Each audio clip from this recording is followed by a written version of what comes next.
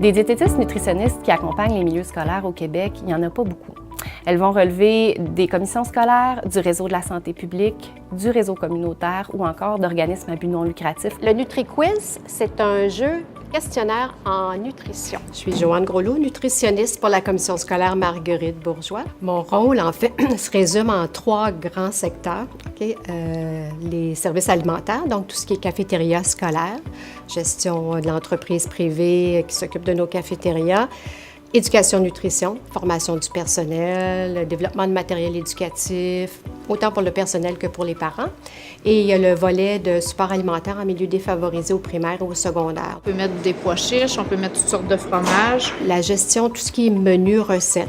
C'est certain qu'on fait ça en collaboration avec le concessionnaire, mais les menus, les recettes viennent de la commission scolaire des nutritionnistes. On fait des essais de recettes avec les jeunes. Ce sont nos goûteurs. Alors, ils viennent déguster nos recettes qu'on a évidemment, qu'on s'est inspiré de la restauration rapide, qu'on a mis au goût du jour, on a mis la touche nutritive.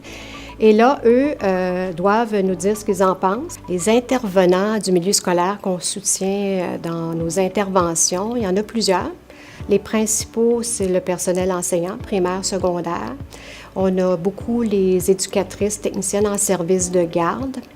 On travaille aussi avec les infirmières scolaires, les hygiénistes dentaires.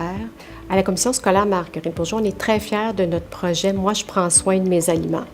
C'est un projet qui s'adressait à toutes nos écoles primaires, personnel, service de garde, élèves, parents. Moi, je prends soin de mes aliments, ça s'attaquait au contenant et non au contenu de la boîte à lunch. Hygiène et salubrité du sac repas. C'était plutôt déficient, là, la présence du ice pack, du bloc réfrigérant, l'utilisation de la bouteille isolante, le fameux thermos, et la propreté générale du sac repas.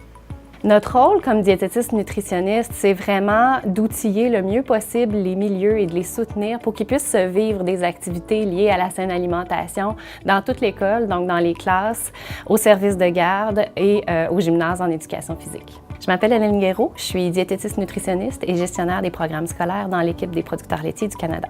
Ce qu'on fait, c'est qu'on développe des outils pour le milieu scolaire et petite enfance. La nutrition, l'éducation à la nutrition ne font pas partie du programme de formation de l'École québécoise.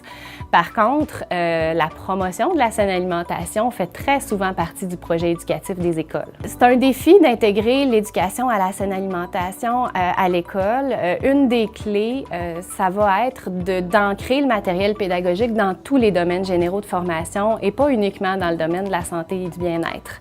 On va essayer également de faire des liens très étroits avec les compétences non disciplinaires et avec les disciplines du programme de formation pour faciliter la tâche des enseignants. On peut animer des formations pour le personnel scolaire, donner des conférences aux futurs enseignants dans les universités, organiser ou participer à des rencontres de planification ou d'accompagnement avec le personnel scolaire ou encore avec des professionnels qui soutiennent ces milieux-là, siéger à des comités consultatifs, des comités de travail, mettre en œuvre des projets d'évaluation, coordonner, gérer des projets qu'on fait soit seul ou en partenariat avec d'autres organisations. C'est quoi les actions qu'on peut faire autour des gens pour que les choix sains soient plus facilement accessibles? Je suis Agathe Beaumont, je suis nutritionniste et agente de promotion des saines habitudes de vie pour le CIS de Chaudière-Appalaches. Donc, mon rôle de nutritionniste, c'est vraiment de pouvoir porter ma lunette idéalement sur toutes les initiatives en promotion de la saine alimentation, que ce soit de la validation de matériel que les intervenants, par exemple, scolaires voudraient utiliser. Ça passe aussi par la formation d'agents multiplicateurs, où j'aurai le souci, entre autres, de leur présenter la vision de la saine alimentation dans un discours positif. J'essaie de profiter de toutes les occasions pour participer, par exemple, à des tables de concertation de partenaires.